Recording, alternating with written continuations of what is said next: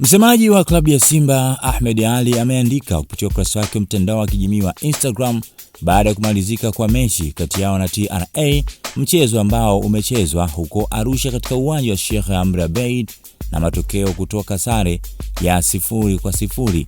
Sasa yeye ameandika, tunatakiwa kuwa na roho kama za watu wa Irani, roho zisizokata tamaa, roho zinazoamini katika mapambano, roho za umoja, roho za kutolaumiana, roho zinazoamini ushindi tu na kupoteza ni bahati mbaya, sio uzembe. Sare dhidi ya TRA inaumiza, lakini haishangazi kutokana na ubora wa wapinzani wetu. Tumetoka sare tukiwa kwenye ubora wetu. Hii maana yake ni kwamba tuna timu bora na imara sana.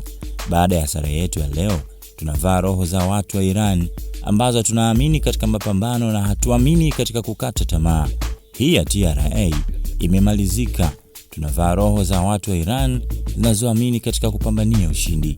Jumapili tuna kazi nyingine hapa Arusha dhidi ya Dodoma Jiji, kombe la CRDB. Ni mechi ngumu lakini tunaimudu vyema. Kama wanasimba wote tutaamua kuungana na kuwa kitu kimoja kama walivyofanya wa Iran.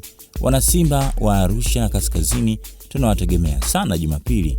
Nyie ndio nguvu yetu na ndio silaha yetu ya ushindi, bila kuathiriwa na matokeo ya leo, na tuje kwa wingi Jumapili tukaisapoti timu yetu, ameandika Ahmed Ally kupitia ukurasa wake wa mtandao wa kijamii wa Instagram, akitaka wanasimba wawe na roho za watu wa Irani. Nikamwona hapa mkuu wa maudhui ya mitandaoni wa klabu ya Yanga, Privadinho, akaja akacomment na kuandika, uwe na adabu na taifa la Irani.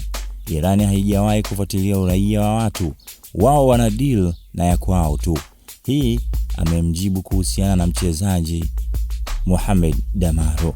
Sasa hayo ndio ambayo yamejiri katika kile ambacho amekiandika Ahmed Ally.